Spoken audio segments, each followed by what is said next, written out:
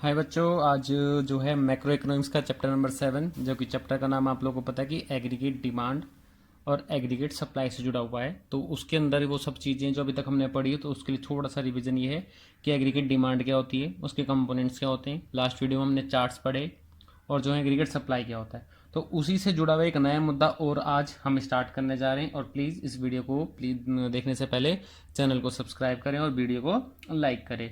तो आज जो मैं मुद्दा वो ये है कि टाइप्स ऑफ प्रोपोर्शनिटी, यानी प्रोपेंसिटीज टू कंज्यूम। इसके अंदर जो होता है टू कंज्यूम, मतलब कि होता है कि दो तरीके से होते हैं। पहला होता है एपीसी। एपीसी मतलब होता है एवरेज प्रोपेंसिटी टू कंज्यूम, यानी कि एपीसी। और एक होता है आप लोग का एमपीसी, यानी कि मार्जिनल प्रोपेंसिटी टू कंज्यूम। इसको बोलते हैं हम लोग शॉर्ट फॉर्म में एमपीसी। क्लियर है। अब मैटर ये करता है कि एपीसी होता क्या है, यानी कि एवरेज प्रोपोर्शनिटी टू कंज्यूम होता क्या है। ये एक तरह का बेटा रेशियो होता है। क्या होता है? पहली बात तो ये रेशियो होता है जो कि किसको दिखाता है, हमारे कंजम्पशन ऑफ एक्सपेंडिचर को।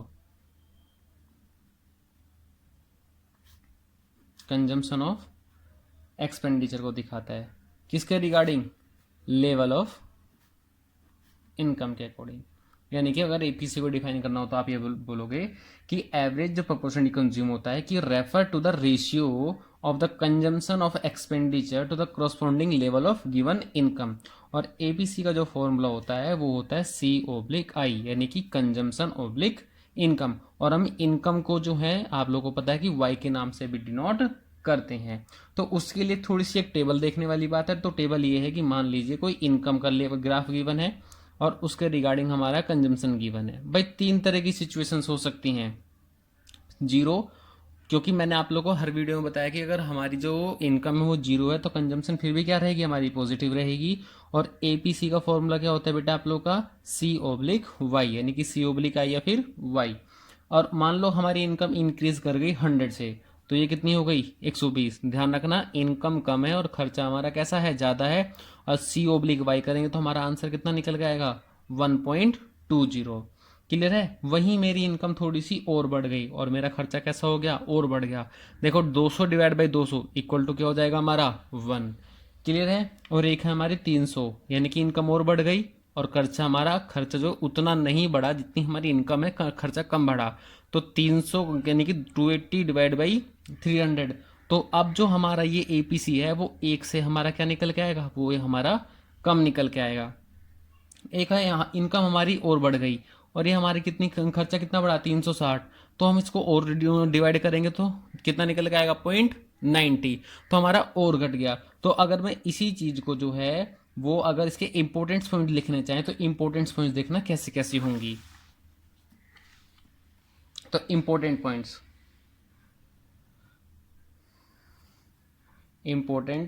Points about APC. पहला, एपीसी इज मोर देन 1। हमारा एपीसी एक से ज्यादा कब होगा? केवल उस कंडीशन पे होगा जब हमारी इनकम कम है। इनकम कैसी है हमारी? कम है और कंजम्पशन कैसा है हमारा? ज्यादा है। तो उस टाइम पे हमारा एपीसी कैसा होगा? हमारा एक से ज्यादा होगा। नंबर 2, एपीसी इक्वल टू 1 कब होगा? जब हमारी इनकम और हमारा कंजम्पशन कैसा होगा? इक्वल होगा। Point number 3, APC is less than 1। हमारा एपीसी एक से कब कम होगा? जब हमारी इसकी उल्टी सिचुएशन हो जाएगी, यानी कंजम्पशन हमारा कैसा होगा? कम होगा। और इनकम यानी कि वाई लेवल हमारा कैसा होगा? ज़्यादा हो जाएगा।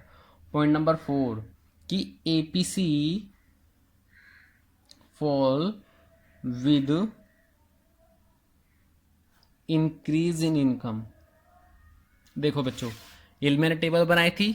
हमारी इनकम बढ़ रही है, खर्चा बढ़ रहा है और देखो एक से ज़्यादा था, एक के बराबर था, कम है, कम है। यानी कि जैसे जैसे हमारी इनकम इंक्रीज होती चली जाएगी वैसे वैसे हमारा एपीसी से क्या हो जाएगा? डाउन होता चला जाएगा। क्लियर है बच्चों बात? उसके बाद 5वां point, APC can never be zero. APC हमारा जीरो कभी नहीं होगा। रीजन बिहाइंड, क्योंकि जो हमारा APC है वो ऑलवेज कहीं ना कहीं कंजम्पशन तो होता ही है, और कंजम्पशन होगा तो हमारी इनकम जीरो हो सकती है, लेकिन कंजम्पशन जीरो नहीं होगा, इसलिए APC हमारा कभी भी जीरो नहीं होगा, क्योंकि इसका फॉर्मूला क्या होता है, CO/Y, यानी कि ये पॉजिटिव रहेगा ही रहेगा। ये इन्फिनिटी हो सकता है आप लोग के लिए, लेकिन कभी जीरो नहीं होगा। Thank you.